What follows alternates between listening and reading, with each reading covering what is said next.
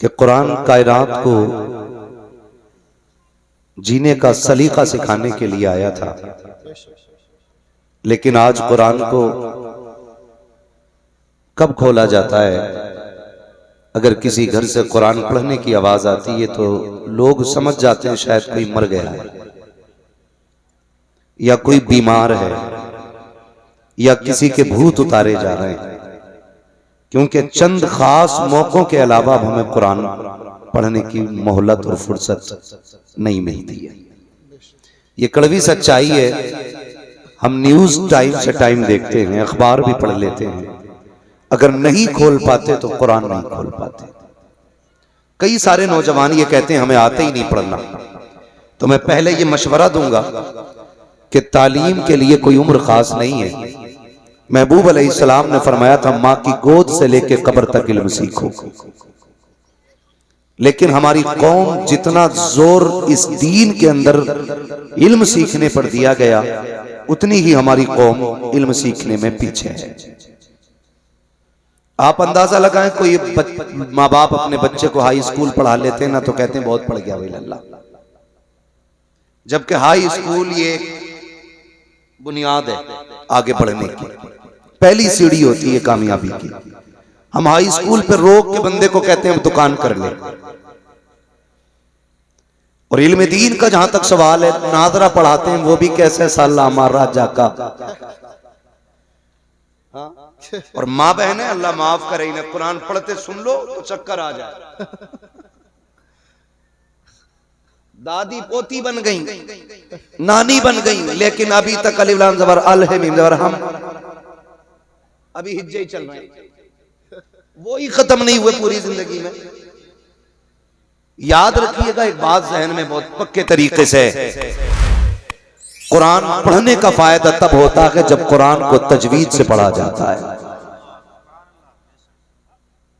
और इसका फुकदान नीचे से लेके मिंबर तक है। कितने बड़े बड़े लोगों को मैंने देखा कि बड़ी पगड़ी वाले भी हैं, बड़े नाम वाले भी हैं, लेकिन खुतबा सुनो तो पसीने आ जाते हैं। लोग ना बरकत के लिए 40 दिन नहीं 80 दिन भी पढ़ लेते हैं, लेकिन बरकत नहीं हो रही। कहते हैं कुरान पढ़ा बरकत नहीं हुई। तो मसला कुरान में नहीं है, मसला आपके पढ़ने में है। पूछो इन उलमा से, असल चीज होती है कुरान को तलफ्फुज के साथ पढ़ना। कैसे? बाबा फरीदगंज शकर रहमतुल्लाह तआला अलैह बैठे, मदरसे के कुछ बच्चे निकले बर्तन लेकर के, आप बाहर बैठे थे, कहने लगे किधर जा रहे हो? कहा हुजूर चश्मे से पानी लेने के लिए जा रहे हैं। कहा चश्मा तो बहुत दूर है, ये कुआं करीब है, इससे क्यों नहीं भर लेते पानी? कहने लगे पानी तो इससे भी भर लेंगे, लेकिन इसका पानी खारा है, पीने में मजा नहीं आता। फरमाने लगे अच्छा भर के लाओ, मीठा मैं कर देता हूं। जब पानी भर के लाके रखा गया ना, आपने पढ़ा आवाज के साथ कुल वल्लाह शरीफ और दम कर दिया। बच्चे लेके गए, उस्ताद ने कहा इतनी जल्दी आ गए? कहने लगे जी। कहा पानी कहां से लाए? कहा कुएं से। कहा वो कुएं का पानी तो खारा है? कहने लगे नहीं, अब ये मीठा हो गया है। कहा कैसे? कहा एक बाबा बैठा है, उसने पानी पे दम कर दिया, पानी मीठा हो गया। का पढ़ा क्या था? का उसने कुल वल्लाह शरीफ पढ़ के पानी पे दम किया, पानी मीठा हो गया। कहने लगे उस्ताद ये कौन सी बड़ी बात है, लाओ जरा सारे बर्तन भर लो। कुल हुवल्लाह तो हमें भी आती है ना, पूरी रात पढ़ के फूकते रहे, एक घड़ा तो क्या एक घूंट पानी मीठा ना हो सका। सुबह हो गई फूकते फूकते, थूक सूख गया, सुबह उठे दौड़े, कहने लगे बाबा बताओ तो सही, तुमने भी सूरह इखलास पढ़ी थी, मैंने भी सूरह इखलास पढ़ी थी, आपने एक बार पढ़ दिया सारा पानी मीठा हो गया, मैंने सारी रात पढ़ा है, एक घूंट पानी नहीं हुआ। मीठा मुस्कुरा के कहने लगे नादान तुझे पता नहीं है, सिर्फ कुरान पढ़ने से पानी मीठा नहीं होता है, अगर पानी मीठा करना है तो जबान भी बाबा फरीद जैसी होनी चाहिए। नारे तकबीर, नारे रिसालत, अजमत कुरान, नारे तकबीर, नारे रिसालत। असल होता है जबान का दुरुस्त होना। समझ गए मेरी बात? असल क्या होता है, जबान का दुरुस्त होना। मसाइल बड़े हैं हजरत, लोग हज करने जाते हैं, लेकिन गया था तब भी दाढ़ी नहीं थी, आया आप भी नहीं रख रहे। गया था तब भी डंडी मार रहा था, आया अब और लंबी करके डंडी मार रहा है। क्या मतलब वहां की जियारत में नहीं है, मतलब इसके अपने अमल में। बहुत गौर से मेरी बात सुनिएगा, मतलब इसके अपने अमल के अंदर है। कहा क्यों? मैंने कहा जरा सोच तो सही, अगर मदीने जाके भी तुझे हुजूर से इश्क ना हुआ तो बता कि शहर से इश्क की दवा लाएगा। अगर काबे के साए में खड़े होकर भी तुझे रोना नहीं आया तो बता कहां जाके अपने गुनाहों पे आंसू बहाएगा। लोग कहते हम तो गए, और मैं भी जानता हूं कितने लोग पहली नजर में फरमाया गया, जब काबे पे पहली नजर पड़ती है तो जो दुआ मांगी जाती है अल्लाह कबूल फरमाता है। लेकिन लोग पहली नजर पे दुआ कहां मांगते हैं? काबा नजर आने से पहले कैमरे निकाले जाते हैं, मोबाइल खोल के लगा दिया जाता है, फिर कहता देखो 10 कदम दूर है, अब 5 कदम दूर है, वो देखो सामने काबे का गिलाफ है, वो देखो मिजाबे रहमत है। नादान देख तो सही कहां आया है? क्या तू दुनिया को दिखाने के लिए आया था? यार नजरें नीची कर लेता, जैसी काबा सामने होता, कोई कलाई पकड़ के कहता अब तो नजरें उठा के देख, सामने काबा है, अल्लाह अकबर। पहली नजर उठाता, फिर दिल की दुआ मांगता, खुदा की कसम पहली नजर में अगर तू बख्शिश मांग लेता दी जाती, इश्क रसूल मांगता दी जाता, अगर तू रब से उसकी रजा मांग लेता तो दे दिया जाता। अगर रब से ये कह देता या अल्लाह जब तक जिंदा रखूं हाजिरी अदा करते रहना, जब तक जिंदा रखना काबे की हाजिरी करता रहना। नारे तकबीर, नारे रिसालत, खतीबे हिंदुस्तान, नारे तकबीर, नारे रिसालत। लेकिन नियत ही अच्छी नहीं है। हम तो फातिहा भी करवा रहे हैं हाफिज जी से, तो इस्मारा करवा रहे हैं कि लोग ये ना कहें मैं बिना फातिहा का खाना था। बरकत का मसला ही नहीं। झगड़ा कब होता है चच्चा बताऊं? झगड़ा तब होता है जब इमाम साहब फातिहा पढ़ के चले जाएं, इनसे कोई खाना भी ना कहे, और खाना पड़ जाए बारात का कम, तो कहते हैं दिल से ना मांगी दुआ इमाम साहब। यही होता है ना। अरे मौलाना ने दुआ सही से नहीं की, हमने तो खाना खत्म होगा ना तो लोग पूछे फातिहा ना कराई थी। अच्छा ये पहला सवाल होता, फातिहा नहीं कराई थी? ये कोई नहीं पूछता बता खाना खड़े करके खिलाया था कि बैठा के खिलाया था? ये कोई क्यों नहीं पूछता खाना सुन्नत के मुताबिक खिलाया था या शैतान के तरीके पे खिलाया था? क्योंकि जिम्मेदार मौलवी को ठहराना। और आप बड़े अच्छे लोग हैं यहाँ तो माशाल्लाह, इमामों की इज्जत भी होती है, मैं जानता हूँ, बड़े कदर वाले लोग हैं, अल्लाह सलामत रखे। और जो उलमा की इज्जत करते हैं ना, अल्लाह उनकी नस्लों में आलिम पैदा फरमा। ये याद रखिएगा, जो उलमा की इज्जत करते हैं उन्हीं की नस्लों में अल्लाह उलमा भी पैदा फरमाता है। तो होता क्या है, हम लोग नियत की तरफ नहीं देखते, हमारी नियत किधर थी? हमने तो कह दिया फातिहा नहीं पढ़वाई थी, तो ये मसला होता। आपके बस्ती में मदरसा चल रहा है, खुद जरा दिल पे हाथ रख के ये फैसले करें, बात सच्ची है तो फिर ठीक है, फिर अमल भी करने की कोशिश करनी है। हम जरा ये सोचें कि हम जो मदरसा चला रहे हैं, जो हम खाना वाना खिलाते हैं, तो पहले मदरसे के बच्चों को खिलाया जाता है या पहले खास मेहमानों को बुला के खिलाया जाता है? इस बात पे गौर करें। और अगर दावत की मैं बात करूं ना मौलाना, तो मौलवी के और पढ़ने वालों के लिए मैयत से पहले दावत ही नहीं होती। जब तीजे की देगे बनती है ना तो हाफिज जी से कहियो बच्चे आ जाएंगे खाने। 40वें की बनती है तो हाफिज जी से कहियो। कई जगह तो बेचारे को मौलवी को मैयत के अलावा कपड़े भी नहीं देते लोग। ये इज्जत है हमारे समाज में उलमा की, ये इज्जत है हमारे समाज में इल्म वालों की। तीजे 40वें से पहले खाना नहीं, मैयत से पहले कपड़े नहीं। अल्लाह तौफीक दे, घर में तेरे वलीमा हो, पहली कुर्सी पे जो कोई बैठे ना तो कह पहले हुजूर के दीन का वारिस बैठे, पहले उसको बैठाइए और उससे कहिए बिस्मिल्लाह पढ़ के खाने का आगाज आप करें। पहले उसे खिलाओ, फिर देखो अल्लाह खाने में कितनी बरकत आता है। वाह वाह वाह।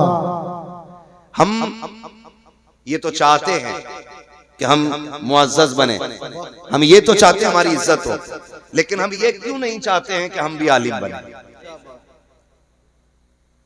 मुझे सबसे बड़ी खुशी इस बात की हुई कि आज जो बच्चा फारिग हो रहा है ना वो आपकी बस्ती का है। वरना अक्सर गांव में मदरसा चलाते हैं, गांव वाले फारिग होते हैं बाहर के। चिड़ नहीं है इस बात से, अच्छी बात है, दूर दूर के आके इल्म सीखे। लेकिन बड़ी बात यह है कि चिराग के नीचे अंधेरा नहीं रहना चाहिए।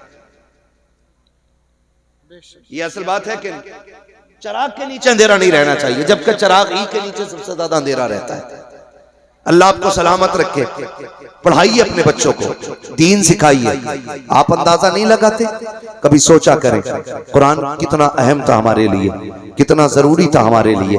आज हालात देखें, वो दौर गुजर गए यार जब परिंदे आके दीवारों पे बैठते थे। सुबह मुसल्ले से उठने वाली माएँ कुरान खोल के पढ़ा करती थी, परिंदे आके कुरान की तिलावत सुना करते थे। जब वो चहकते थे तो माएँ उठ के उनको दाने डाला करती थी।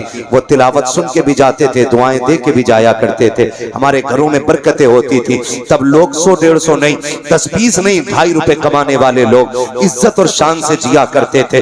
आज तक 10 लाख रुपए महीने कमा करके घरों में सुकून नहीं है, जिंदगियों में करार नहीं है। उसकी वजह यह है कि हमारे घरों के अंदर से बरकतें जा चुकी हैं, हमारे घरों के अंदर से बरकतें रूठ गई हैं। काश हमने कुरान की तिलावत को खास कर लिया होता, हर घर के अंदर कुरान की तिलावत हुआ होती। फजर के बाद रोज कुरान खुला करता, फजर के बाद रोज औरतें कुरान पढ़ा करती। लेकिन कहां से पढ़ेंगी औरतें कुरान? हम जब बीवी तलाश करके लाते हैं, पहले ये पूछा जाता है एमए पास है कि नहीं, बीए पास है कि नहीं। यार ये तो पूछा करते हो, ये क्यों नहीं पूछते हो इस बच्ची को कुरान आता है कि नहीं, इसे दीन की वाकफियत है कि नहीं। जब ये घर से चली थी तो इसके जहेज में तो कुरान देखा गया था, लेकिन कभी मुसल्ले पे कुरान नहीं देखा गया। इसके जहेज में तो कुरान था, लेकिन आज तक इसके आगे कुरान रखा हुआ नहीं देखा गया। वजह क्या है? इसके बाप ने जहेज का एहतराम तो किया, लेकिन बेटी को कुरान नहीं पढ़ाया। और तुम भी खाली डिग्रियां देख के ले आए। जाओ कुरान की कारियां लेकर के आओ, दीन सीखने वाली बेटी लेकर के आओ। खुदा की कसम कदम उसके आएंगे, करम खुदा का आना शुरू हो जाए। वाह वाह वाह, जिंदाबाद, बहुत खूब। लाया करो। और नौजवान रिश्ते कर रहा ना, कह रहा अम्मा देख के ये जरा मुंह ढंग से देख लिए, ढंग से देख लिया। वो भी सही कह रहा, वो तमाशा हो रहा है रिश्तों में। भाई साहब 5 मिनट में शक्ल बदल देते। वो कमाल है पेंटरों का, पता ही नहीं चलता है कि नहीं। और अब तो अल्लाह माफ करे, ये मुसलमानों में भी रिवाज आ गया ब्यूटी पार्लर का। इरफान साहब, ब्यूटी पार्लर का रिवाज है। 3-3, 6-6 घंटे ब्यूटी पार्लर में मेकअप के बाद दुल्हन आती है। हालात देख रहे हैं। मेरी बात समझने की कोशिश करें। मैं कोई नारे लगवाने नहीं आया, मैं बस सिर्फ कुछ बातें कहने आया हूं अपने लोगों से। 6-6 घंटे ब्यूटी पार्लर, ये कभी धुलना नहीं है? बोलो, धुलेगा कि नहीं? जिस दिन धुल गया उस दिन असलियत सामने आनी है भाई। तो 6-6 घंटे ब्यूटी पार्लर, और उसके बाद 8 दिन बाद तलाक। लड़का कह रहा जो देखी थी वो है ही नहीं, फोटो किसी और का था। इससे समाज बर्बाद हो रहा है, इससे हमारी सोसाइटी तबाह होती जा रही है। हालात इतने बिगड़ चुके हैं। अच्छा खुद बताइए, हम दूल्हा पीछे रहता, कैमरे वाला आगे नहीं रहता। बोलो, जो जितना ज्यादा नाक वाला ना, इतना ही बड़ा कैमरा लगवा रहा। एक जगह गए, निकाह का मसला था तो वकील बना दिया गया, इजाजत लेने गए, हमसे पहले कैमरे वाला घुसा पड़ा था। मौलवी से पहले कैमरे वाला। यार हम मुसलमान हैं। कौन है हम? कौन है हम? मुसलमान। मुसलमान। हमारी सबसे बड़ी दौलत को गैरत कहा जाता है, और आज वही हमारे पास नहीं है। कैमरे वाला घुस जाता हर जगह जाकर, बाकायदा बुलाया जाता है, कहा जाता सही से वीडियो बनाना, ये सही से बनाना, देखना ये चलेगी बाद में। हमें गैरत आनी चाहिए। ब्यूटी पार्लर के नुकसानात आप न जानो, मगर मैं आपको बता जाऊं, ब्यूटी पार्लर के नुकसानात आप देखिए, चेहरे बिगड़ जाते हैं। जब मियाँ बीवी एक जगह रात को आकर के इकट्ठा होते हैं, हुक्म तो ये था ना कि नमाज अदा की जाए, दोनों एक जगह पर अल्लाह की बारगाह में शुक्राने के सजदे अदा करें। लेकिन करे कौन सजदे अदा? लड़के को तो वैसे फुर्सत नहीं है, और लड़की इतना ब्यूटी पार्लर से सज के आई है, मुंह धुल गया तो सारा काम खराब हो जाएगा, वुजू कर नहीं सकती है, इसलिए सजदे भी नहीं हो सकते हैं। जब वुजू नहीं होगा, सजदे नहीं होंगे, तो बरकतें कहां से आएंगी? ए मेरी कौम के शहजादियों, ब्यूटी पार्लर का हुस्न जो होता है ये घंटे 2 घंटे का होता है। रब ने तेरे लिए वुजू को दिया था, तेरे लिए नमाज को दिया था। चेहरे पे अगर बिल्कुल भी रंग रोगन न था, 5 वक्त वुजू करके तुझे सजदे करके रब को मनाना था। ब्यूटी पार्लर का हुस्न देता है जो रब की बारगाह में किए जाने वाले सजदे हुस्न दिया करता है। बहुत खूब, जिंदाबाद, बहुत अच्छा। लेकिन नौजवान भी अंधा हो गया, मर गया। क्या यार देख कहियो सही से देखियो। एक ने ना तो ऐसे करके देखा, रगड़ रगड़ के, पाउडर तो नहीं है। हालात देखो, ये क्या है मालूम है? ये दीन से दूरी है, दीन से दूरी। ये कड़वी सच्चाई है, ये हमारी दीन से दूरी है। तो रिश्ते भी अगर करते ना तो हम डिग्रियां देख के करते हैं। कभी सिर्फ ये मत देखो, ये मत कहो अम्मा देख के आए ना तो ऐसा देख के आना रिश्ता कि वो उसका चेहरा अच्छा हो, उसकी नाक अच्छी हो, उसके कान अच्छे हो। ऐसे ऐसे तखय्युलात पैदा कर देते हैं। ये बीच में जो निकाह कराने वाले लोग होते हैं ना, अच्छी बात है रिश्ता कराना, लेकिन जरा हल्का हाथ रखा करो। आते ही कह रहा लोंडिया ऐसी देखी ना होगी जी तुमने। ये जुमला जब कह दिया ना लड़के के सामने तो उसके जहन में एक तस्वीर बन गई, लेकिन जब देखता है तो कहे हुए का बिल्कुल उल्टा। फिर यहां से नफरत पैदा हो जाती है, नफरत पैदा हो जाती है। तो ये बीच वाले लड़की ऐसी है कि देखी नहीं होगी, और लड़के की बात आवे तो लड़का 90,000 कमा रहा। अभी उसके अब्बा ने बताया कि इसी महीने डाले लखनऊ से कितने 90,000, और 3 महीने शादी को नहीं होते, लड़के का अब्बा मीटिंग लेके बैठ जा, समझाओ ये 2 रुपए नहीं कमा रहा भाई, ये शादी से पहले तो 90,000 कमा रहा था। तो मसला क्या होता? धोखा, फंसाना किसी को। भाई जो रिश्ता कराने वाले लोगों को कितना मिल जाएगा? 500 रुपए और एक जोड़ा। गलत बोलोगे तो पूरी जिंदगी लानतें और मिलेंगी। और उधर से आके कह रहा 90,000 कमा रहा, तुम क्या दोगे? तो बाप होता, कहता यार चलो ठीक है 90 कमा रहा है तो हम भी 10 लाख दे देंगे। कहा ना जी 10 में बात ना चलेगी, उसका रिश्ता फला जगह से आ रहा है, 12 तो वही देने कह रहा है, तुम 15 दो। तो 15 कह करके तय कराया जाता है। और जब शादियां होती हैं, राज खुल के आते हैं, लड़की के बाप को पता चलता है ये तो निकम्मा निकला, फिर वो 15 में से 10 काट के 5 देता है। फिर जब लड़की ससुराल आया करती है, फिर जो तमाशे होते हैं, लड़का वाला कहता है लड़की से, उसका शौहर कहता तेरे बाप ने 15 का वादा किया था, 5 दे करके धोखा किया है। लड़की कहती है तू भी कोई दूध का धुला नहीं है, तेरे बाप ने भी 90 बताए थे। जब से मैं घर में आई हूँ 1 रुपया कमा के नहीं लाया है। गैरत आनी चाहिए। क्या नतीजा निकालोगे इससे? अगर मुआशरे को सुखी रखना चाहते हो, झूठ ना बोला करो, सच बोला करो। और ये कभी तलाश ना करना 90,000 कमाने वाला हो, 1 लाख कमाने वाला हो। लड़का ऐसा तलाश करो कि भले 100 रुपए कमा के लाए, हलाल के लेके आए, किसी का हक मार के न लाए, किसी का दिल दुखा के न लाए। अल्लाह ऐसा कादिर मुतलक है, अगर हलाल कमाने वाला होगा अल्लाह 100 में भी 1 लाख की बरकतें अता फरमा दे। वाह वाह वाह, जिंदाबाद, बहुत खूब। मतलब नहीं है डाकू हो चाहे मगर 1 लाख ला रहा हो।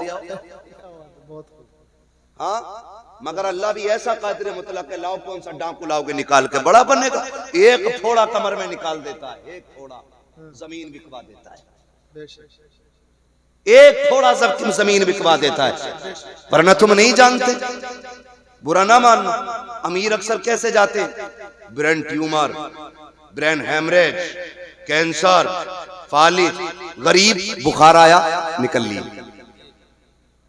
सिरसाम हुई निकल ली, ये सस्ते निबट जाते।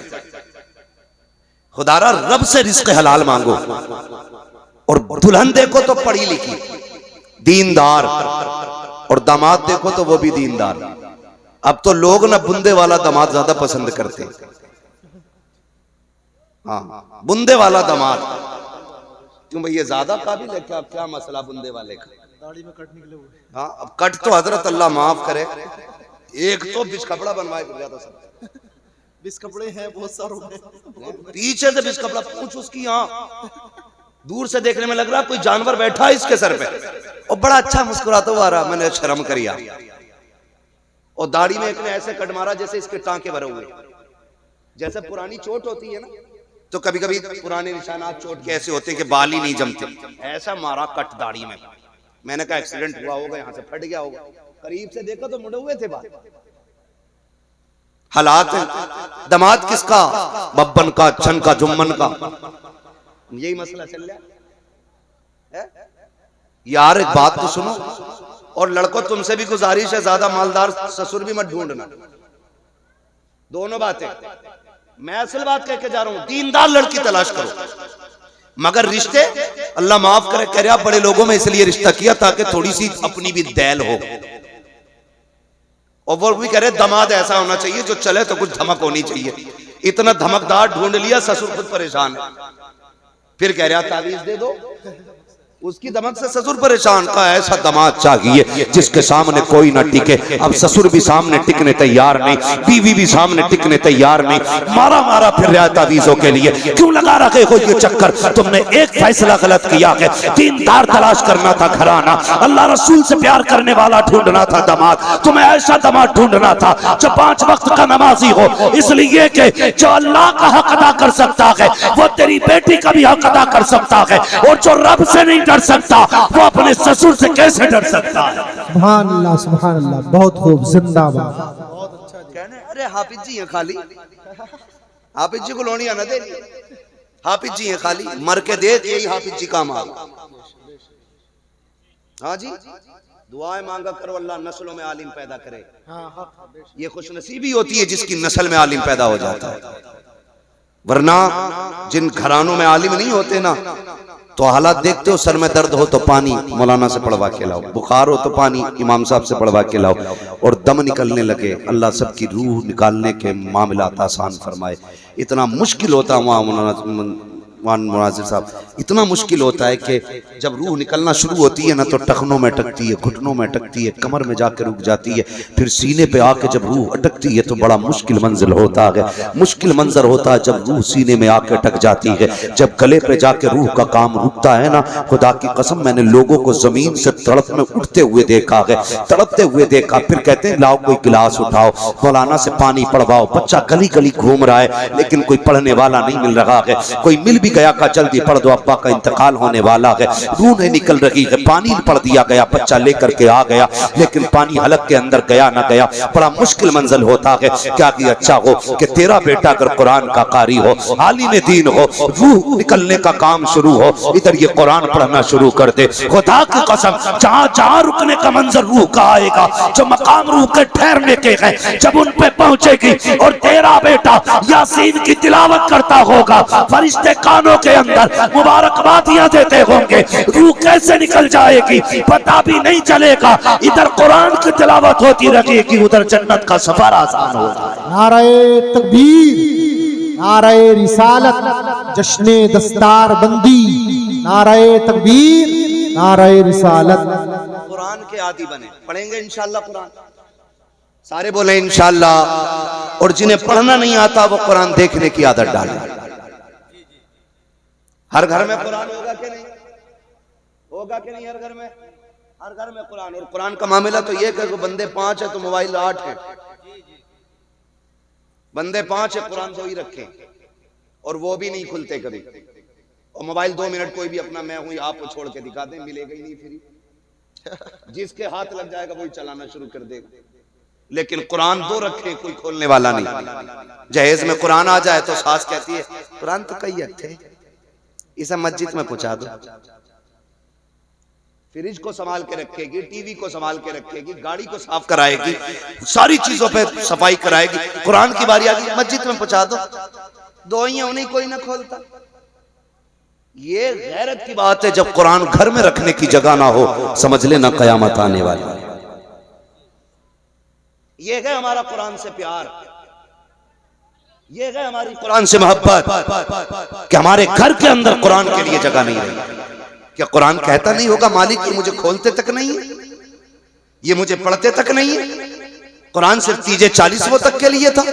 कुरान तो शऊर जिंदगी देने के लिए आया था।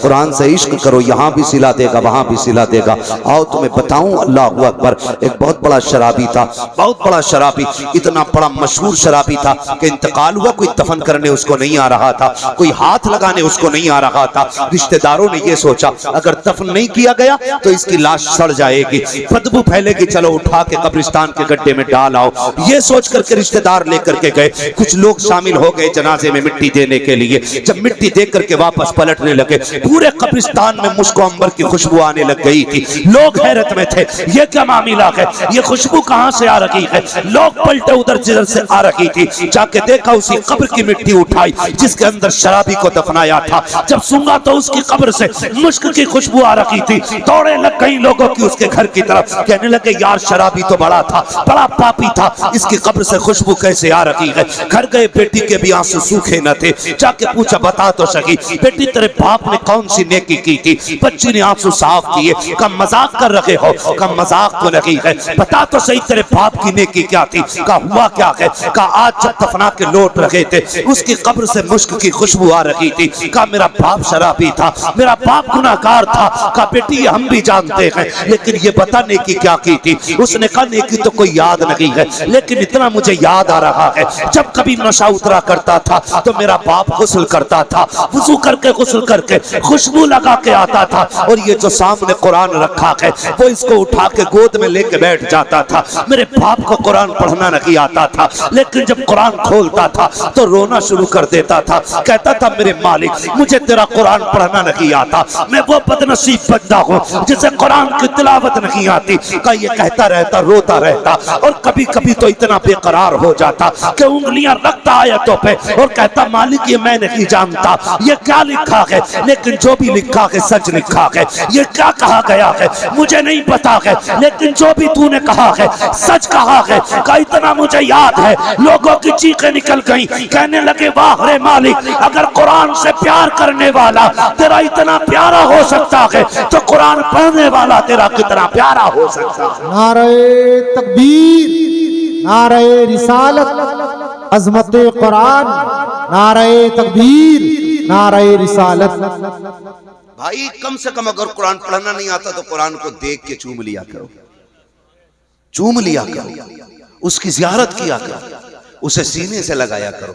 तुम कुरान को अपना दोस्त बना लो, कब्र और हश्र में कुरान तुम्हें अपना दोस्त बनाएगा। सारी जन्नत में जाना चाहते हैं ना, मैं हाथ नहीं उठवाऊंगा क्योंकि हर मोमिन की ख्वाहिश जन्नत है।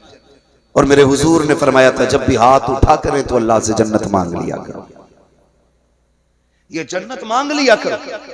तो हर बंदे की ख्वाहिश जन्नत में जाना है। सबसे सच्चे साथी को कुरान कहा जाता है, और यही हम नहीं पढ़ते है। जिसे देखो चौराहे पे इतनी लंबी जीभ निकाल के बातें करता। और कई बार तो कई जगह ऐसा हुआ, एक जगह जाना हुआ, पता चला हो कि मुक्तदी तो इमाम साहब के फोटो खींच ले करे सजदे में,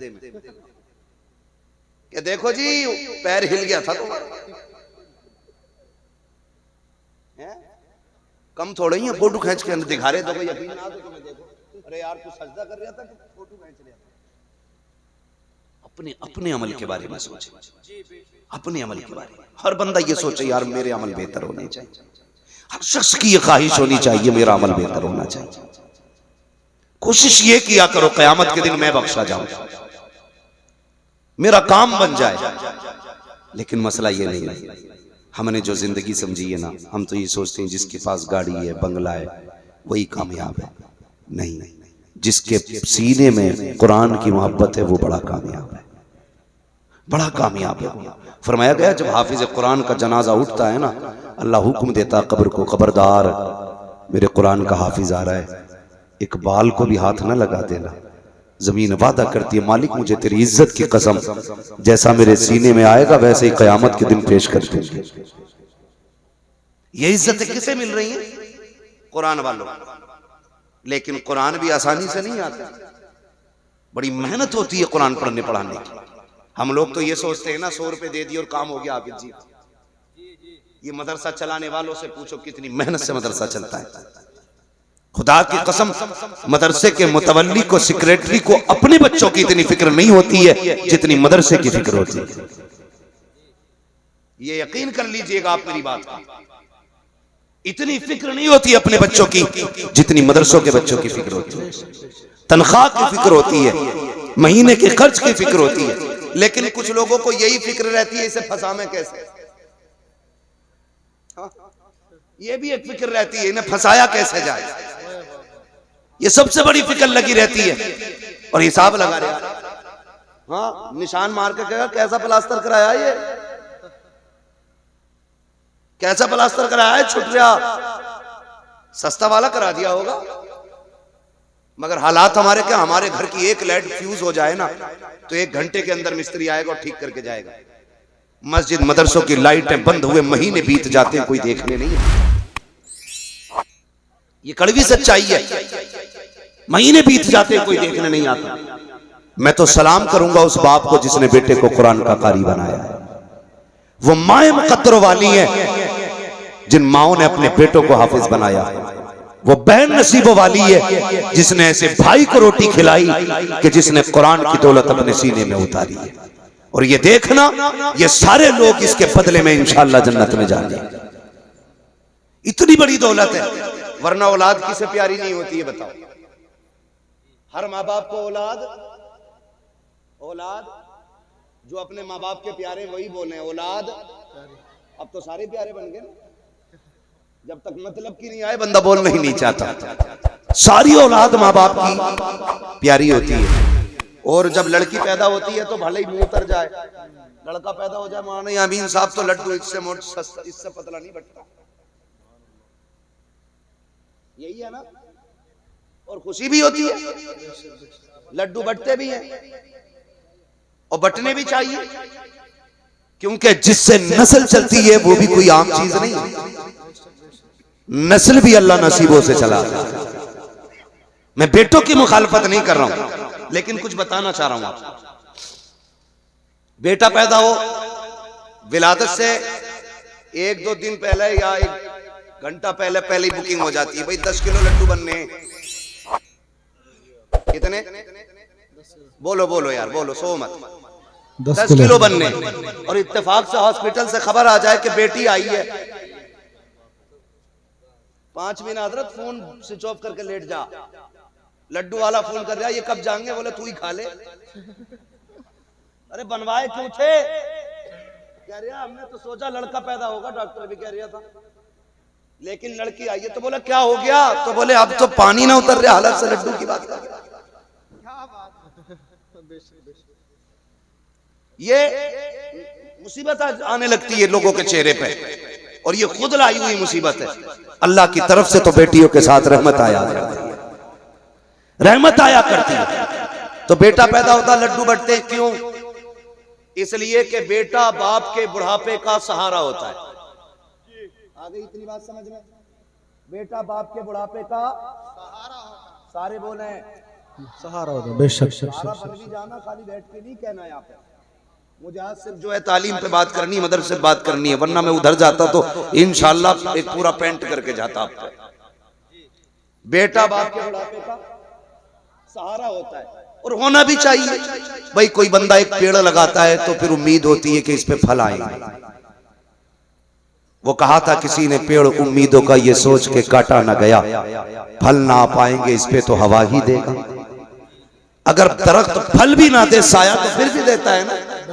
तो ये सोच के दरख्त रखाए जाते हैं कि ये साया देगा। अगर बाप ये सोच के बेटे को पालता है कि बुढ़ापे का सहारा बनेगा, तो क्या गलत सोचता है। हर शख्स अपनी बुनियाद पर डाली हुई चीज से उम्मीद रखता है। छत इसलिए डाली जाती है कि इसके नीचे बैठने का मौका मिलेगा। दरख्त इसलिए लगाए जाते हैं कि फल खाने का मौका मिलेगा। बेटे को देख के इसलिए खुशी मनाई जाती है कि बुढ़ापे का सहारा बनेगा। यार जब बेटे ने दहलीज पे कदम रखा, खुशियां की खुशियां थी, होश संभलने लगा। बाप ने क्या कहा? बेटे को कुरान पढ़ाना है। हालात ने ये कहा अगर पढ़ाना है तो बेटे को दूर करना पड़ेगा, अपने आप से जुदा करना पड़ेगा, मोहब्बतें कुर्बान करनी पड़ेगी। बताओ तो क्या मोहब्बतें हैं? आप कभी देखना, आपको अंदाजा हो जाएगा माँ बाप को औलाद से प्यार कितना होता है। सर्दी की रातों में आपका बेटा सोता है, 3 बार उठ के चेक करते हो कहीं रजाई से सर तो नहीं खुल गया है, कहीं पैर तो नहीं निकल गए हैं। माँ उठ के चेक करती है मेरा बेटा बिस्तर से बाहर तो नहीं है, कहीं नीचे तो नहीं गिर गया है। इतना प्यार माँ बाप औलाद से करते हैं, लेकिन जब कुरान की बारी आती है, वो बेटा जो बुढ़ापे का सहारा होता है, वो बेटा जो माँ बाप की आंखों का करार होता है, वो बेटा जो घर वालों का सुकून होता है, उसको घर में नहीं रखा जाता, फिर उसे मदरसे वालों के हवाले कर दिया जाता है। अब क्या करना है? कहा जो चाहो वो करो, लेकिन हमें कुरान की दौलत चाहिए। किधर तुमने बेटा दे दिया? अब वहां कोई देखने वाला नहीं है, वहां कोई सीने से लगाने वाला नहीं है। आपके बेटे को रातें भी तन्हाई में काटनी पड़ेगी,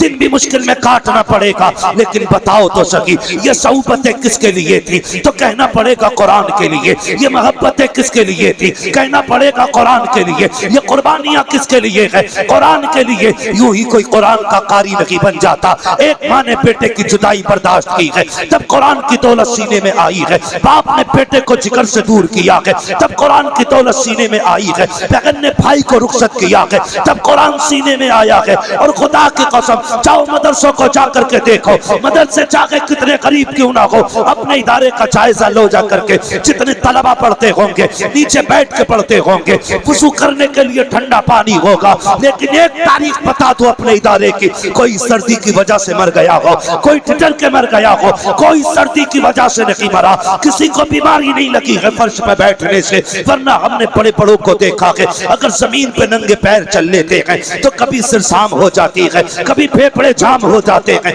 कभी नाक बंद हो जाती है। लेकिन ये मदरसा है, जब से मदरसे में आए हैं, बैठने के लिए भी ठंडा फर्श है, बैठने के लिए भी ठंडा फर्श है, चलने के लिए भी ठंडा फर्श है, वुजू के लिए ठंडा पानी, और धूप निकलते नहीं, बल्कि रात के 3-3 बजे उठ करके ये कुरान वाले जब ठंडे पानी से वुजू करते हैं, खुदा की रहमतें सलाम करती हैं इनको। तुम्हें क्या पता, खुदा की कसम, ये मदरसे के अंदर रहते हैं, कितनी रातें सर्दियों में गुजरती हैं, किसी को कुछ नहीं मालूम है। लेकिन बताना ये चाहता हूँ, आपका बेटा एक दिन घर पे रह के जमीन पे लेट जाए, फसली चलने लगती है, नाक बंद हो जाती है, ये रोज जमीन पे बैठते हैं, लेकिन कभी बीमार नहीं होते हैं। वजह क्या है? वजह सिर्फ इतनी है, जब बच्चे घर पे रहते हैं, माँ बाप देखभाल करते हैं, जब मदरसे में आते हैं तो रसूल पाक देखभाल करते हैं। नारे तकबीर, नारे रिसालत, मुफ्ती हम्माद साहिब किबला, नारे तकबीर, नारे रिसालत जिंदाबाद। ओ भाई, हुजूर का करम है मदरसे वालों, और सरकार का हर उस शख्स पे करम है जो भी मदरसे वालों से प्यार करता है। हर उस शख्स पे करम है जो मदरसे वालों से प्यार करता है। जानते हैं हम कितने बड़े गुनाहगार हैं। मैं हाथ नहीं उठवाऊंगा कितने 5 टाइम के नमाजी हैं, कितनों ने मोबाइल में कब कब क्या देखा। मैं सिर्फ इतना कहूंगा, अपने गिरबान में हम भी झांके, आप भी जाके, हम कितने गुनाह करते हैं, फिर अजाब क्यों नहीं आया? जानते हो, अल्लाह किसी बस्ती से जब गजब फरमाता है ना, नाराज होता है, हुक्म देता है फरिश्तों को, जाओ इस बस्ती में जाके पत्थरों की बारिश कर दो। लेकिन फरिश्ते जब आते हैं ना, तो उन अचानक आवाज आती है, ठहर जाओ, वापस आ जाओ। फरिश्ते वापस हो जाते हैं। जब फरिश्ते वापस होते हैं तो अल्लाह से जाके कहते हैं, मालिक तू नहीं भेजा था, तूने बुला लिया, बता क्यों भेजा था, क्यों बुलाया? कहा मुझे गजब था उनके गुनाहों की वजह से।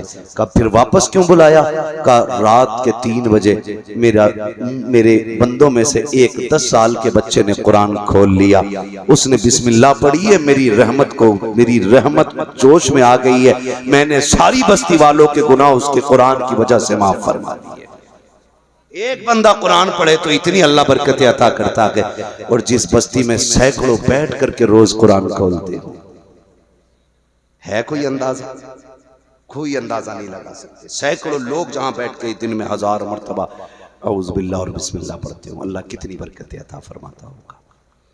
और सबसे ज्यादा नसीब वाले वो लोग जिनका अपना पैसा मदरसों में लगता है, जिनका अपना पैसा मदरसों में लगता है। लोग कई बार तो ऐसे होते हैं 10 रुपए देते हैं और हिसाब लेते हैं 3 साल का।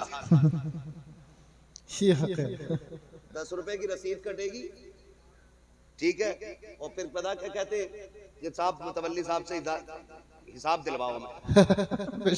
वो कहते हैं ना, जिसे मारना नहीं होता वो बल्ली उठाता। कहता मैं तो अकेला चला दूंगा, खाली हिसाब दिलवा दो। अबे जाओ उल्लू के पट्टे, तुझसे घर नहीं चल रहा, मदरसा चलाएगा? मदरसा तेरे जैसे अमीर नहीं चलाते, मदरसा मदीने वाले रसूल चलाया करते। कैसे?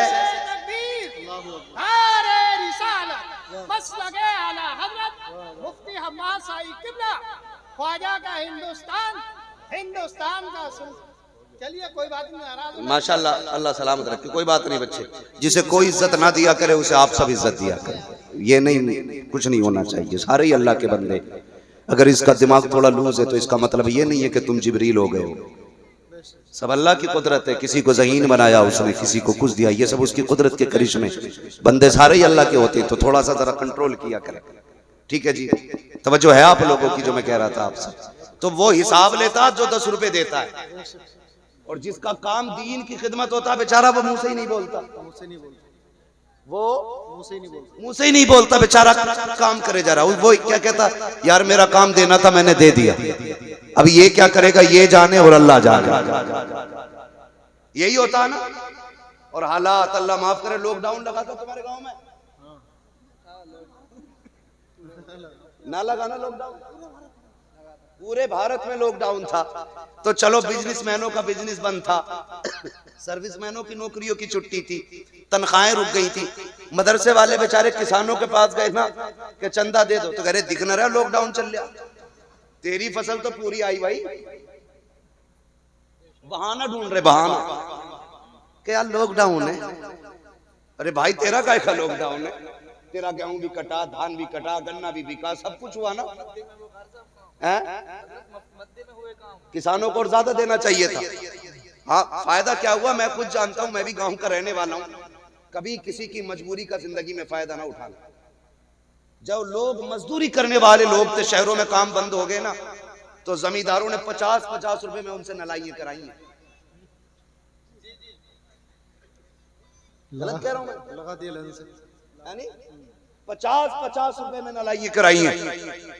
कह रहे चल जा तो चल, वरना और बहुत। तो जिसके घर खाने नहीं वो बेचारा 50 के 25 पे भी जाता, 10 रुपए पे भी काम करता। ये किसने किया? जमींदारों ने। अच्छा, मैं किसी जमींदार को बुरा नहीं कह रहा हूं, ये ना सोचना भाई तंज कर रहा है। मैं बस एक बात बताना चाहता हूं आपको, कभी किसी की मजबूरी का फायदा ना उठाओ। अच्छा, गरीब जो है ना मजदूरी देने में जल्दी करता है, मालदार कहता चल बे 200 रुपये मांगने आ गया, कल को आ जाइए। वो बेचारा गरीब कल को फिर आ गया, तो कहते बड़ी भाई तुझे भाई बड़ी जल्दी हो रही है, कल तो मना ही करा था। तो आपकी नजर में 200 रुपये हो सकते हैं, लेकिन किसी के घर का पूरा खर्च भी हो सकता है। वो ये क्यों भूल रहे हैं आप? इस 200 रुपए में किसी के चूल्हे का खर्च और किसी की दवा भी तो हो सकती थी। आप क्यों हिसाब लगाते अपनी इनकम से? अगर किसी के 10 रुपए भी मजदूरी के हैं तो हुजूर के फरमान के मुताबिक मजदूर की मजदूरी पसीना सूखने से पहले दे दो। इस पे अमल क्यों नहीं करते? 50-50 रुपए में काम कराया, जो ईंटें 10,000 में पल नहीं थी 1500 में पल गई। हाँ, और नलाइयां डटके हुई, नले नलाए खेतों में लोग जाके बैठ रहे थे। गन्ना इतना मोटा होता तो इतना हुआ, ये हुआ था लॉकडाउन में। लेकिन मदरसे वालों से हमने फिर भी यही क्या, लॉकडाउन चल रहा, लॉकडाउन चल रहा। लोगों ने कई बार लोग कहते हैं, सुनो मैं आज कह रहा हूं, लोग कहते हैं बीमारी लग गई, हवा ऐसी चली है, ऐसा वायरस है, गन्ना मारा जा रहा है। मैंने कहा तुमने नहीं जाना, लॉकडाउन लगा था तो तुमने खड़ी खेतियों में तूने के फायदे कमाए थे, लेकिन अल्लाह रसूल को भूल गए थे। आज उसने खड़ी खेतियों में आग लगाई है, कोई बचाने वाला नहीं है। खड़े खेत के गन्ने बर्बाद कर दिए, कोई देने वाला नहीं है। जाओ दावे के साथ कहता हूँ, सुख के दिन आए या दुख के दिन आए, खुदा को याद रखा करो, वो तुम्हारे खेतों की भी हिफाजत करेगा, तुम्हारी जेबों की भी हिफाजत करेगा। बेशक बेशक बेशक। जब मरने लगते हैं तो अल्लाह याद आता, जब कसरत होती है तो मेरी नलाई से हुआ, ये तो खाद डाला था तो हुआ इतना गन्ना। लेकिन जब वो लेता है तो खाल उधेड़ देता है, और जब देता है तो छप्पर फाड़ के देता है, बेहिसाब अता फरमाता है। इसलिए खुदारा सबसे अच्छी तिजारत है अपने रब से तिजारत करो। किससे? अपने रब से तिजारत करो। अगर चाहते हो कि आपकी दुनिया भी कामयाब रहे, आखिरत भी, तो फिर अल्लाह से तिजारत करो। और अल्लाह से तिजारत क्या? वो फरमाता है तुम्हें 1-2 में तुम्हें 10 दूंगा, 10 दूंगा। और मैं तो रब तो ये कहता मैं जितना चाहूं उतना दे दूं, मगर हम अल्लाह से तिजारत नहीं करते। हम तो पार्टनर ढूंढते हैं, कर्रा वाला है भाई, ठीक है, अच्छी फर्म है, कर लिया और वही डुबकी मार गया पैसा। अल्लाह से तिजारत करो, अल्लाह से तिजारत करो, अपनी कमाइयां ना दीन के कामों में लगाओ। कब्रिस्तान जाते हैं, कब्रिस्तान बोले हैं, डरो मत यार, मैं कोई नमाज जनाजा पढ़ाने थोड़ी आया। कब्रिस्तान जाते हैं ना, जो नहीं जाते हैं उन्हें 4 लोग लेके जाते हैं, जो खुद जाते हैं वो लौट भी आते हैं, जिन्हें लेके जाया जाता वो लौट के नहीं आते। हाय गाफिल वो क्या जगह है जहां 5 जाते हैं 4 फिरते हैं। समझ गए? जाया करो। कब्रें देखिए हर तरह की होंगी, ऊंची भी होंगी, नीची भी होंगी, बैठी हुई भी होंगी, गली हुई भी होंगी, ऐसी भी होंगी जिन पे कपड़े पड़े रहते हैं, ऐसी भी होंगी जिन पे कोई मिट्टी डालने भी नहीं आई। कोई गारंटी है हमारे मरने के बाद ये जितनी हमारी नस्लें हैं ये कब्र पे ही बैठी रहेंगी? सोचो जरा, सोचो, गारंटी है कोई? जब हम ही नहीं जाते अपने परदादा की कब्र पे तो हमारी औलाद चली जाएगी।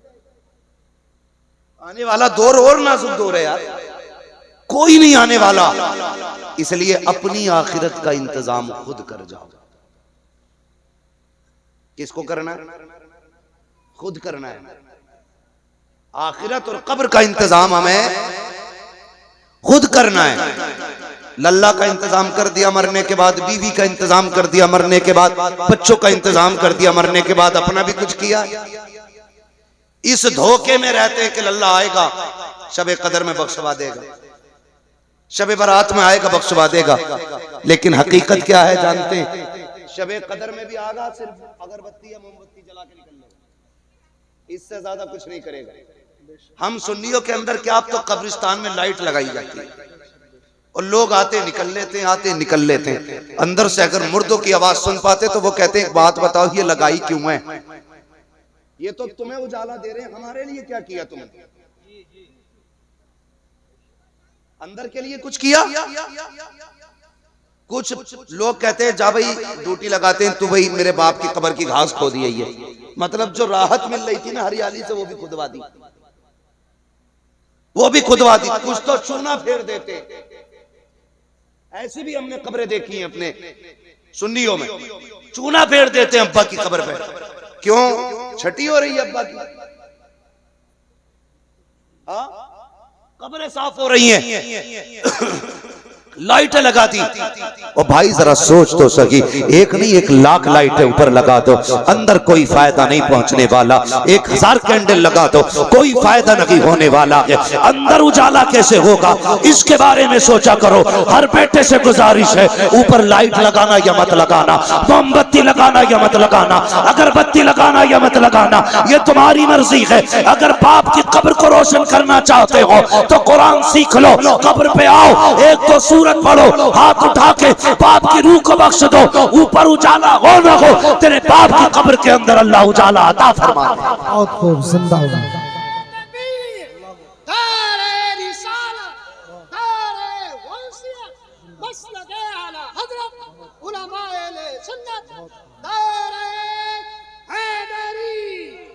तवज्जो है आपकी? तो अंदर का इंतजाम करो। जब मर जाते हैं ना लोग, हमारी देखो खुशफहमी, मर जाते हैं तो कहते हैं मेरे अब्बा बहुत अच्छे थे। बोला क्यों? कि एक बार ना कुत्ते को पकड़ कर पानी पिलाया था। एक ने की याद है इसे अपने अब्बा की, और कह रहा मेरे अब्बा बहुत अच्छे थे। एक कह रहा मेरे अब्बा बहुत अच्छे थे। क्या हुआ? कि मेरे अब्बा ने ना, एक आदमी नंगे पैर जा रहा था, उसे जूते दे दिए थे। बस एक ने की याद, बस। मरने के बाद तो हम चाहते हैं कि सब हमारे मरने वालों को जन्नती बना दें, लेकिन जीते जी क्यों नहीं चाहते जन्नती बन जाए? इंतकाल होता है, खुदा की कसम ये कड़वी सच्चाई है। हमारी कौम के अंदर 2 काम होते हैं। जैसे कि इंतकाल होता है ना, इंतकाल के साथ बेटा फौरन कब्रिस्तान की तरफ की बजाय बाजार जाया करता है। जैसी बाजार जाता है वहां से कुरान की पेटी खरीदता है, और खरीदने के बाद फिर घर लेकर के आता है। कहता मेरे बाप का नाम डाल दो पेटी पे, उसको मस्जिद में उठा के रख दिया जाता है। तुम्हें क्या लगता है ये पेटी रख के सवाब पहुंचाएगी? पेटी से रख के रखे बख्शिश होती रहेगी। ऐसा नहीं होना है, अगर ये पारे पढ़े जाएंगे तभी तेरे बाप को सवाब मिलेगा। कितनी पेटियां रखे रखे तो उनके पारों में घुन लग गए, पारों को दीमक खा गई, कोई खोलने वाला नहीं आया। पेटियां रखे रखे जंगालूद हो गई, कोई खोलने के लिए नहीं आया। जब तक रखे रखे कोई सवाब नहीं मिला। अगर ये चाहते हो तुम्हारे बाप को सवाब मिले तो बेटियों का हदिया ना करा, बल्कि मदरसे में आ जा। मौलाना यामीन से आके कह कि वो तालिब इल्म बता दो जिसके पास पहनने के कपड़े ना हो, सर्दी का लिबास ना हो, बिछाने का गद्दा ना हो, या वो जगह दिखा दो जहाँ बैठ के कुरान वाले वुजू करते हैं और ठंडा पानी आता हो। बाप का इसाले सवाब के लिए मैं गीजर का इंतजाम करना चाहता हूँ, या वो जगह बता दो जहाँ से बच्चे गर्मी में गर्म पानी पीते हो। मैं इनके लिए फ्रिज का इंतजाम करना चाहता हूँ। अगर जन्नत चाहता है तो मदरसे के अंदर पढ़ने वालों के लिए पंखे लगवा दो, पानी का इंतजाम करा दो, बैठने का इंतजाम करा दो। तेरे इंतकाल के बाद कोई दुआ करे ना करे, कोई हाथ उठाए ना उठाए, अगर तेरे दिए हुए पंखे के नीचे ये कुरान वाले बैठ के कुरान पढ़ेंगे, तेरे दिए हुए फ्रिज से अगर इन बच्चों ने पानी पिया, खुदा की कसम जैसी पानी का पहला घूंट हलक से उतर के कलेजे को ठंडा करेगा, अल्लाह उससे पहले तेरी कब्र को जन्नत की हवा से ठंडा करेगा। सुभान अल्लाह। नारे तकबीर। तवज्जो है ना आप लोगों को? आखिरत का इंतजाम करके चले, आखिरत का इंतजाम करके चले। नौजवानों, तुमसे मेरी गुजारिश है, जितने लोग कमाई करते हैं ना नौजवान, मेरा मशवरा है, कोई हुक्म नहीं है शरीयत का, आदेश नहीं है, मशवरा है। अल्लाह तौफीक दे, जो महीने में कमाते हो ना उसका कुछ हिस्सा फिक्स कर लो कि हम कुरान पढ़ने वालों पे लगाएंगे। बेशक सुभान अल्लाह। कमाई भी ज्यादा हो जाएगी, बरकतें भी हो जाएंगी, जहां भी रहोगे अल्लाह की हिफ्ज़ो अमान में रहोगे। ये सबसे बड़ा वजीफा महफूज रहने का। चलते फिरते हादसे हो रहे हैं ना, एक्सीडेंट हो रहे हैं, चेहरे नहीं पहचाने जाते। कई बंदे दूर से ना भाई दुआ के लिए कहते हैं, दुआ करना, परदेश में हूँ, बाहर हूँ, बड़ा परेशान हूँ। और कुछ तो ये कहते हैं अल्लाह ने करम कर दिया, पहाड़ पे से गिर रहा था, ऐसा हुआ वैसा हुआ। मैं डायरेक्ट ये पूछता हूँ, नेकी बताने की कौन सी की है? तो अक्सर बचने वालों के पीछे कुरान वालों की दुआएं नजर आया करती हैं। नौजवानों, ये काम कीजिए आप, इंशाअल्लाह ये आखिरत तक के लिए नेकी हो जाएगी और इंशाअल्लाह ये मगफिरत का जरिया भी बनेगा। करेंगे इंशाअल्लाह, करेंगे इंशाअल्लाह। आपका ये महबूब इदारा, इसने आपको हाफिज कुरान दिया। अब कितने लोग अपने माँ बाप से प्यार करते हैं, जरा बताएं हाथ उठा के। सारे ही करते हैं ना माशाअल्लाह। जो नहीं करते अल्लाह उन्हें भी मोहब्बतों की तौफीक अता फरमाए। ठीक है, अब मेरी आपसे एक गुजारिश है और एक मैं बतौर मशवरा एक बात कहूं, माँ बाप ने हमसे आज तक कुछ नहीं मांगा, जिंदा हैं या चले गए, लेकिन हमसे कीमत नहीं मांगी उन्होंने अपनी परवरिश की, हमसे उजरत नहीं मांगी उन्होंने हमसे इस बात की कि हमने तुम्हें पाला सिला दो। मांगा उन्होंने? कभी नहीं मांगा ना। आज मैं मशवरा देता हूं, जो लोग ये चाहते हैं अल्लाह इस हमारी परवरिश के नतीजे में हमारे माँ बाप को नेकियां दे या जन्नत दे, उनसे मेरी गुजारिश है, आज कोई बंदा सबसे पहले उठे जो अपने इस इदारे के ताउन के लिए अपने माँ बाप के नाम से या अपने किसी भाई बहन के नाम से सबसे पहला ऐलान करे। है कोई नौजवान जो सबसे पहले उठे? कोई भी बंदा माशाअल्लाह। हमारे भाई 1000 रुपए, क्या नाम है भाई? नन्हे भाई, नन्हे भाई की जानिब से 1000 का ऐलान है माशाअल्लाह। अल्लाह सलामत रखे। सबसे पहले उठने वाला हाथ हमारे भाई, क्या नाम है? मोहम्मद एहसान भाई की जानिब से 500 रुपए। है कोई और बंदा भाई? जल्दी से जरा मुझे शजरा भी सुनाना, मेरे भाई ने पर्चा दे दिया था, ठीक है, लेकिन शजरा सुनाऊं बाद में माशाअल्लाह। 5000। सुभान अल्लाह। नारे तकबीर। हाथों को बुलंद करके बोलिए नारे तकबीर।